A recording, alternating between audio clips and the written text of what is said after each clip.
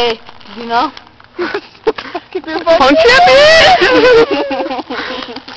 What kind of M&Ms do you have? What kind of M&Ms do you have? I have Snurds. Snurds? We should keep our voices down. Yeah, a little. Yeah, I almost got in a fucking fight tonight. So fucking fat, kid. Having mohawk. If you guys want me to, I could just peace out. Like, I could just totally zone out in my own world. And then come back and tell me what happened.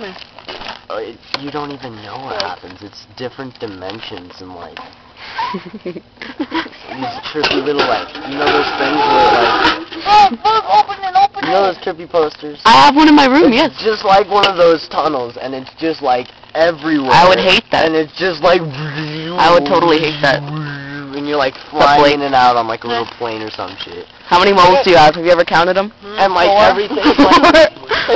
No, I have one. Alright, I'll stop.